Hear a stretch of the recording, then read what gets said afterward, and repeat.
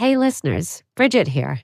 Disrupting Peace is now in its 4th season, and we want to learn more about you. Can you fill out a short survey, and I promise it is very short, to let us know what you like about the show, how we can do better, and topics you'd like us to tackle? The link to the survey is available at worldpeacefoundation.org/survey. All right, here's the episode. Welcome to Disrupting Peace, a show about why peace hasn't worked and how it still could. I'm Bridget Conley, Research Director at the World Peace Foundation. This season, we've heard about the ways that misinformation, propaganda, and ideological rabbit holes can distort the information ecosystem. Obviously, this increases polarization and undermines peace. So today, in our last episode of the season, we're focusing on how we can get smarter about the information we consume. To help us out, we're talking with 2 people from the News Literacy Project. Ebony Otu leads the development of social impact strategies and goals at the News Literacy Project. Her career has spanned entertainment, public policy, and community outreach. She's worked with Golden Girl Media, BET Networks, and the International Black Women's Public Policy Institute, among other organizations. Dan Evon oversees producing content for RumorGuard at the News Literacy Project. RumorGuard is a platform that teaches people how to identify credible information and debunk viral rumors. Before joining the News Literacy Project in 2022, Dan worked as a reporter for Snopes.com, the internet's oldest fact-checking site. Together, we discuss how today's media ecosystem is so different from generations past and why we should consider the motivations of content creators and social media platforms. Plus, we'll get tips for distinguishing AI-generated content from trustworthy journalistic content.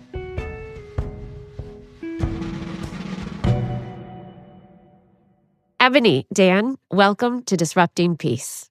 Thank you so much for having us. Yeah, it's good to be here. Thank you. So, Dan, how did you get started in the myth-busting business? It's always been kind of like a part of my life. I remember playing a game with my dad where he would say like a BS detector where he would kind of like tell lies and then we would beep the BS detector to see who was telling the truth and who was not. But professionally, I was writing trending news articles and doing different sorts of reporting. I worked with a woman who had contacts with Snopes and got introduced to them. And at the time, Snopes was, it's been around forever. And a lot of the stuff that we covered was like almost folklore sort of rumors or just like folklore, like the Yeti or Bigfoot, like that level, or?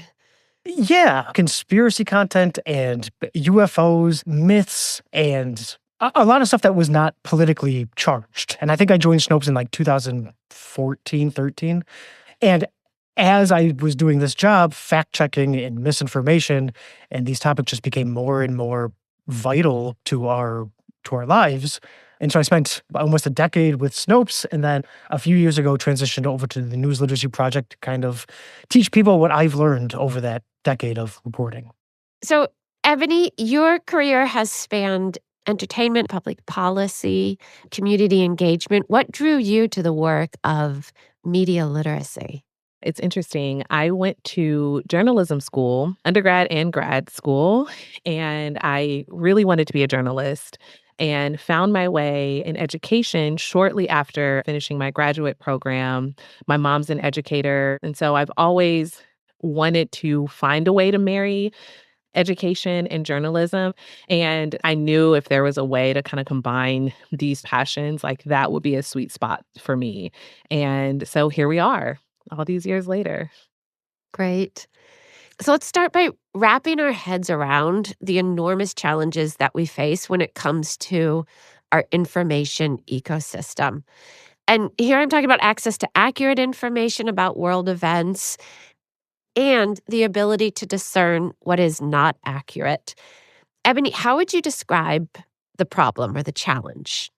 Oh, that's a big topic because the information environment has fundamentally changed. when our parents were growing up, when my mom was, there were like a handful of stations that reported news. So if you wanted to learn something about your community or about the world, you had to tune into like these handful of newspapers that were sharing all of the information, and they had their own process, and it was very professional, and that's how you knew that it could be trusted. But in a 24-hour news cycle, I mean, it's flooded. And when you add social media to that mix, I mean, it's the perfect storm. So, how does this impact young people? Young people are getting much more of their news through algorithm-generated platforms where professional journalism and advertising and op-eds and all kinds of other types of media appear side by side. So it's really difficult to distinguish news from other forms of content. And the problem is that misinformation is moving so fast, especially now with like just an onslaught of AI slop. Young people today are growing up in the most complicated information landscape in human history. And so we feel at the News Literacy Project that it is our job to make sure that they know how to assess and think critically about the information that they have access to right at their fingertips. That's the problem, that there's so much of it, that it's so fast, and that we know from research that young people do not know how to distinguish fact from other types of content that they're seeing online. Can you define for us? You said AI slop. So, how are you using that? Go ahead, Dan. Just off the cuff, it's low effort, low quality, quickly produced AI content. So like there's some AI videos out there that like are really fantastic, but then there's this slop stuff that is just basically text to video. You put in a quick prompt and you produce something as quickly as possible, and that stuff's the easiest to spot visually. Yeah. So quickly produced, low quality, low effort content. Yeah. And so, Dan, moving on with you, I'm curious over the time that you've been working with online media and information on those platforms, if you have seen changes over time in the nature. I mean, you've talked about that a little bit, about it becoming more political and or the volume of misinformation that's circulating. Yeah, I think the biggest change is just the speed in which it can be produced. Like if a current event happens, back in the day when you had to Photoshop something, it took a little bit of time. Where now things are instantaneous. Where as soon as news breaks, within a few minutes there could be a convincing image that shows a different angle of that event. And then just the volume of the content, where I play with this game with myself sometimes, where like I sign on in the morning and I log on to one of the social media sites, and how quickly I come across something that is false or misleading. It's everywhere, and it's kind of an unavoidable thing. It's kind of built into these platforms. The one thing that I think that has not changed is how we address it. Like whether it's Photoshop or AI or a fabricated statement, the way that we fact check stuff 10 years ago and today is more or less the same. There's different tools, but a lot of the times when you're looking at an AI image or a Photoshopped one, it's still considering source and context and things like that. So as much as it all changes, a lot of it still stays the same.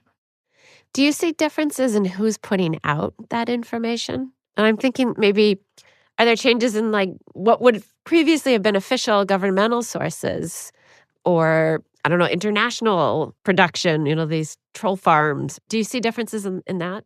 One of the big changes over the last decade has been organizations or networks that have started putting out content instead of just like individual people trying to troll or whatever. It seems that there's more of a concerted effort. And then I also think that just over the years, there's been a deterioration in trust of authoritative sources, which has made fact-checking work even more difficult. People are less trustworthy of media sources and government sources. And I guess the last point on that is that there's a lot more accounts that pose as news organizations or pose as sort of authorities.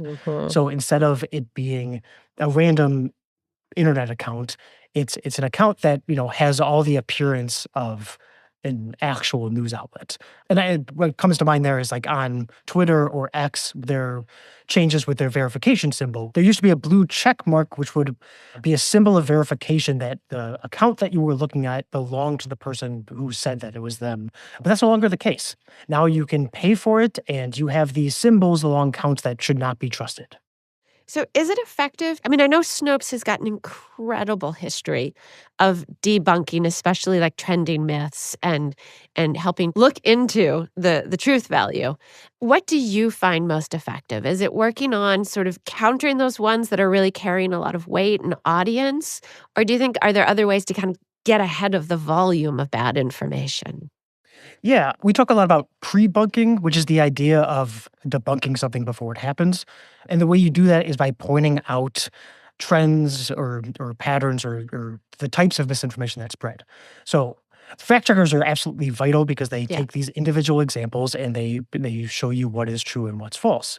What we try to highlight at the Rumor Guard and with the News Literacy Project is recognizing the different ways to spot the misinformation. So whether it's learning the signs of an AI generated image. Mm. So every time you come across an AI image, you're not having to go through all the steps or having to go debunk all the things. You can find your signals. So when you encounter the next thing, you can have an idea of whether it's authentic or not. What are some of those signals that would differentiate an AI generated image from a legitimate image? So I think there's two ways of looking at AI content. And one is the visual investigation, which with slop content is very easy to see because you can see people in the background that have blurry faces, or there's a lot of quickly made slop content where it doesn't render text correctly Mm. or multiple fingers, those sort of aspects. There's also a lot of slop content that will literally have a watermark on it for Mhm. Sora or Veo or another one of these text to video generators. So looking for those things is a good way to determine if they're fake or not. And then there's the context aspect of it, where you're considering who posted the content and if they were the one that actually filmed that. A good way to do that is to click on their account and see what other sort of videos they posted. And you can tell a lot about their content. Do they have a bunch of videos from, all over the world? Or do they have a bunch of animal videos? Do they seem like they are a reporter? Looking at their content history, their post history, can give you an idea of the sort of content that they're going to share. One thing I like to tell people is that if a video shows a newsworthy event, look for news about it. And if there's no news about it, it's probably something that you should be skeptical of. Yeah. Ebony, I want to turn back to you. I was reading some of News Literacy's work, especially the News Literacy in America report, and a stat caught my attention. Your research showed that 45% of American teens think professional journalism harms democracy. And I just really can't understand this perspective. I was like, what are these young people thinking? I mean, I could see if they think that the way traditional news conveys information is boring or feels condescending or it has a particular political slant. But to say that it harms democracy, I found that really extraordinary.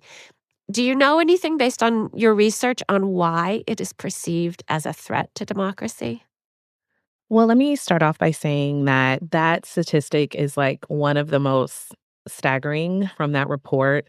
And when we first sought out to do this research in 2024, actually, we did a follow-up in 2025, but the original study was done in 2024, and it found that teens in general were deeply cynical about the press. In fact, over half of the teens that we surveyed also said that they thought that the press did more harm than good. So when we look at these statistics, we are seeing that teens just have a fundamental misunderstanding of not just what journalism does, but the fact that a free press is good for a democracy.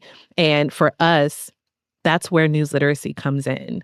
And there's good news, though, because even though we found that teens have misconceptions about how newsrooms work, which I think contributes to them thinking that it's bad for democracy, because they have no concept of how accountability and how the editing process works and how you look at multiple sources and just the entire process from a story idea to publication or from a major news event to when that goes live on TV or on the internet. Because there isn't an understanding of how traditional, credible newsrooms function, we think that contributes to the cynicism about the press in general. Can you share some specific stats from the study? Of the teens that we surveyed, 4 out of 10 believe that journalists rarely or never correct errors when they happen. A quarter of the teens believe that journalists rarely or never gather information from multiple sources. Nearly a quarter of teens believe journalists rarely or never confirm facts before reporting them. And a quarter of teens believe journalists rarely or never cover stories that help protect the public's interests.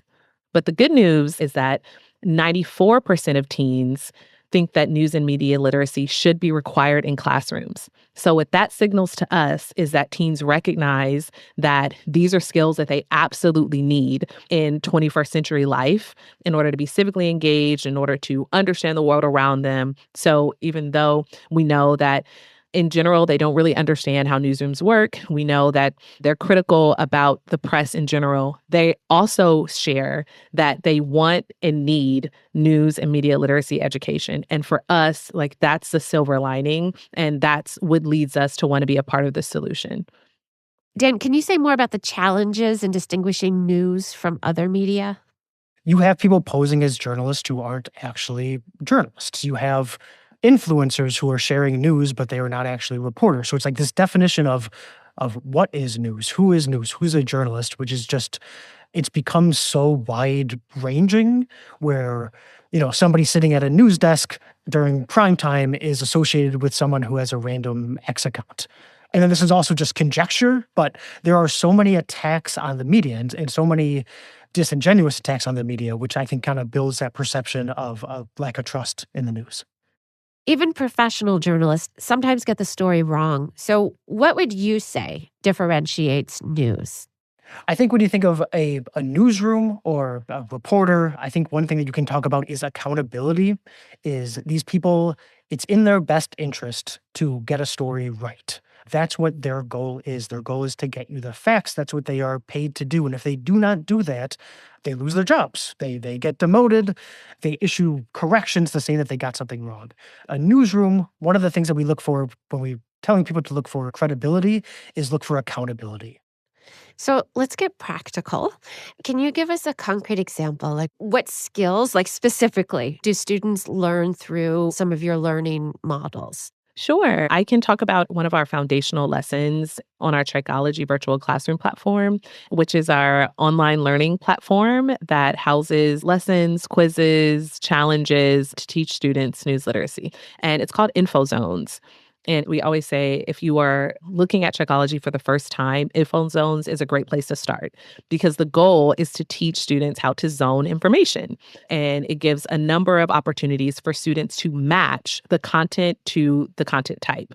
So, for example, there will be like a video that's shown and you will have to match whether it's propaganda, entertainment, news, whether it's someone's opinion, advertisement. There's a TikTok video and it's somebody who is like sharing a product that they're using. And is their ad in the caption of the video or not? Once you learn how to zone information, I think one, it teaches students that there's a lot of types of content out there. Everything isn't news, everything isn't opinion. And then the second thing is it allows them to think about what they're looking at and look for cues. Again, does it say ad in the caption, or is it someone who's just talking wildly and not giving any statistics or not giving any research or not sharing where their sources are? Is it just funny? Is it like just a dance video and it's just meant to entertain you and keep you on the platform longer?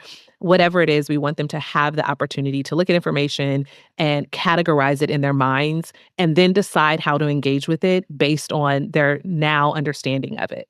Yeah. So it's not just flat information. It's like, why is someone putting this information in front of me? That kind of question at the beginning. There's that as well. Yeah, you should be questioning the content that you're seeing. We want students to be critical thinkers, not to be concerned about everything, but to be skeptical. So before you share something that has like this wild information, just check and see before you respond to it, emotionally or otherwise. Just check and see why someone might be sharing this content, what the goal of the content is, and then decide how you'd like to engage with it.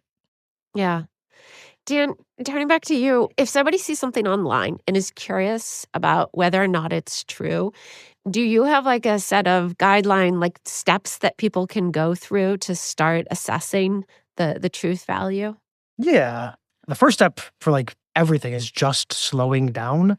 People fall for misinformation when they are just passively engaging with content and they're just scrolling from one thing to the next. So actually taking the time to consider what is in front of you, like once you slow down, then it opens up an opportunity to critically examine content. I always like to start with the source, look at who shared it, click on that profile, and a lot of times you will get to their bio and they will tell you what they're sharing.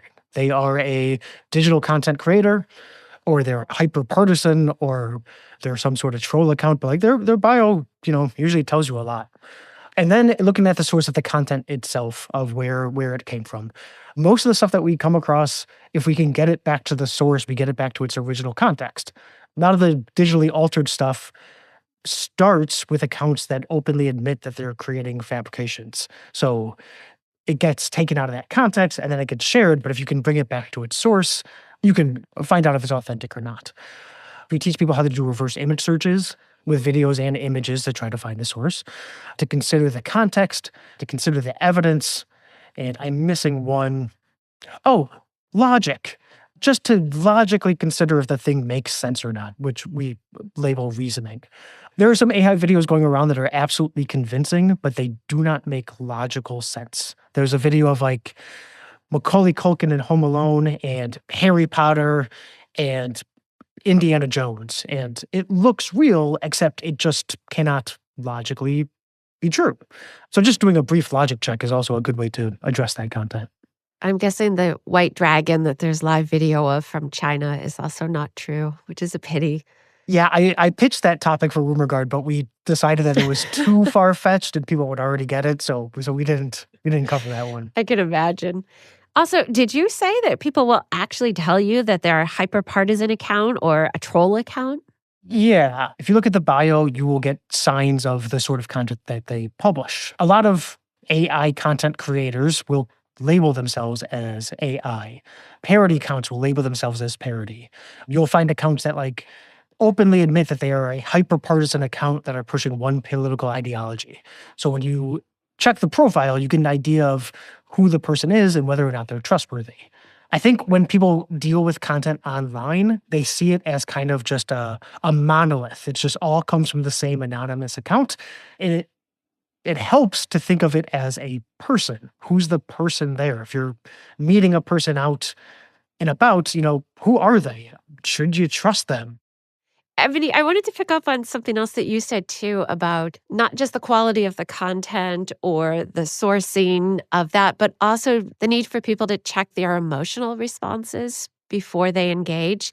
And that strikes me as very wise, because so much of what you're doing as you're scrolling is having an emotional response, right? It's either, something's beautiful, something's funny, something makes you furious.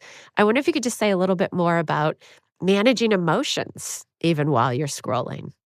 Yeah, like Dan was saying, a lot of times we're mindlessly scrolling, doom scrolling.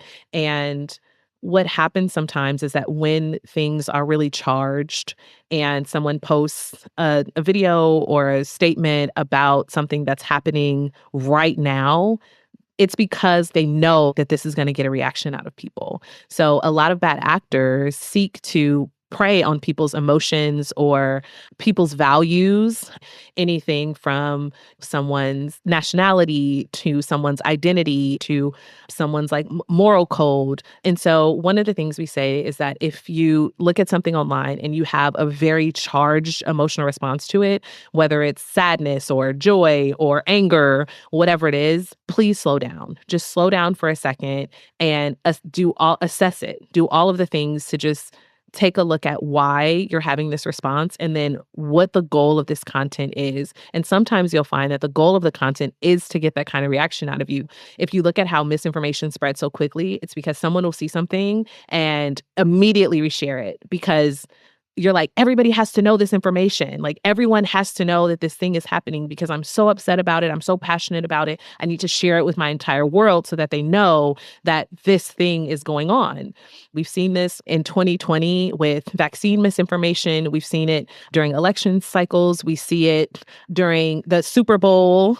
For every major event, you see how quickly the spread of information happens. And it's because these things are happening that people are so passionate about and that people are going to have opinions about. And so that's a perfect opportunity for misinformation and disinformation to spread like wildfire. Yeah, I'm curious for both of you. When does this work get difficult for you?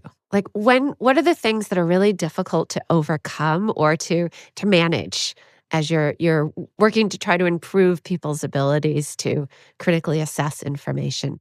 It is just relentless that you try to teach people how to spot misinformation, give them the tools they can debunk this content. And it seems like it's just a never-ending stream of false claims. And it seems like those false claims are sometimes prioritized by these algorithms because they often provide the emotionally engaging content. Something that makes you anger gets more clicks, so it gets put in front of more people. So sometimes it feels like an uphill battle. And that's one of the reasons why the work at the News Literacy Project is so important, because it's impossible to debunk every single claim that gets put out there. It is just it's a fight that you can't win. Fact checkers can write 10 articles a day and they cover just a tiny portion of the misinformation out there. So giving these people the skills to actually address it for themselves is absolutely vital. So yeah, I guess that's the hardest part, is just that these algorithms sometimes prioritize this content that we are trying to get people to recognize. So that's frustrating. Ebony, what about for you? What are some of the challenges from where you sit? Well, firstly, I do agree with Dan that we just can't keep up. And I agree that that's why news literacy education is so important, because Rumor Guard is never going to include every viral rumor, every conspiracy theory that like exists in the earth. But I think personally, as a new mom, I get really discouraged when my community of like also new moms fall for mis and disinformation that is harmful to us and to our families. And I may know that something is false, but it's perpetuated as something true. And that creates lots of division, in some cases, lots of dangerous outcomes for us and children. But that's a symptom of a larger problem. The Yeah. larger problem is that there is so much misinformation that exists online, and I don't know if people are super aware of how dangerous that is for us personally, for our communities, for our democracy, for how it impacts us on a human level in our day-to-day lives. That's really difficult to deal with. But I think the good news, I'm trying to end on a hopeful note. I think the good news is that we exist. We are here to help. We do free training for teachers. We have free curriculum. We do all of the things to support them so that they can teach this next generation, because I think what Dan and I agree on is that we're never going to be able to keep up with the flood of misinformation. Misinformation is not going anywhere. So it is a critical 21st century life skill for students to know how to do this, for students to have access to news and media literacy education. And we do them a disservice if we are not teaching them how to navigate the landscape that they're in. Yeah. I'd like to end our conversation with a question that we call collective dreaming. And so I want you both to imagine we are maybe to say 10 years into the future, and we have a next generation that's more savvy about critically assessing the information that they receive. As a result, political polarization is decreasing, and discussion of important policy issues is primarily fact-based rather than distorted by bad information. So what do we need to do now in order to get to this better future? Dan, can I start with you? Sure. I was just kind of basking in that little dream right there, which is wonderful. I know we'll do a meditation. Everyone adopt a pose. I think that we get to a place where people are less persuaded by misinformation when people take more of a concerted effort in their news consumption. News literacy, like any skill, it takes a concerted effort to get better at. Instead of letting the algorithm put whatever content it wants in front of you, find the sources that you like and trust and go to read articles instead of headlines. When you are scrolling on social media, check your biases and check your emotions and make sure that you critically examine that content. Really put an emphasis on being informed. It takes effort, it takes patience, it takes time. It's not just going to be like this kind of like passive spread of information. You have to take time to do it. So yeah, in 10 years, I hope people are walking around with like newspapers or new subscriptions, or when they are looking on their phones, they have the tools to address false claims. Thanks. Ebony, you get the last word on this one. How do we get to that better future? We teach kids news literacy. That's how we do it. Full stop. Full stop. Mm-hmm. That was a better answer. They're both great answers. So, Ebony, Dan, thank you so much for joining me today. Thank you so much. This has been really great. I never get to do this with Dan, so what a treat for me. Yeah, it was a lot of fun. A lot of fun talking to you, Bridget. And yeah, same, Ebony. This was a good time.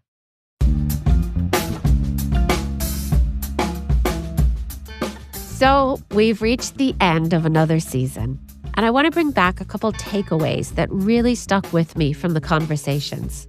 In episode 1, we learned that we need to talk with people, not about them, and put humanity first. In episode 2, we heard about lots of tools to help us find good news sources. In episode 3, we learned that even people with the most extreme beliefs can change their minds and behavior. And along those lines, episode 4 included lots of strategies for changing minds, including how important it is to talk about what we care about, even if we're not an expert. Episode 5 reminds us that AI is a tool. It can be used in ways that increase polarization and violence, but it can also support peace. And we all have a role to play in deciding which direction it takes. And finally, as we heard today, misinformation is not going anywhere. This means that we need to be active consumers, and we do need to make an effort to get good information.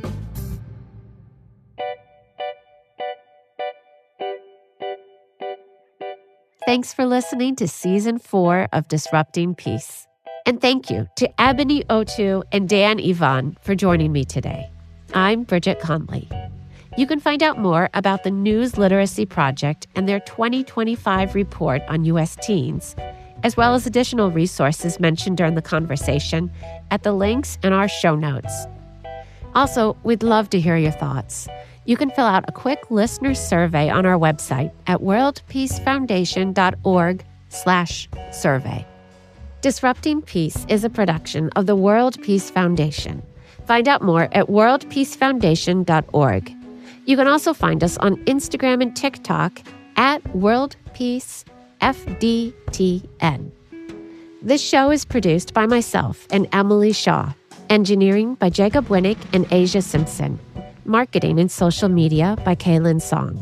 Show artwork by Simon Fung. This season was partially funded by the Carnegie Corporation of New York. Special thanks to my colleagues, Lisa Avery and Alex Duvall, and the team from the Tufts Digital Design Studio. Okay, until next time, stay skeptical and hopeful.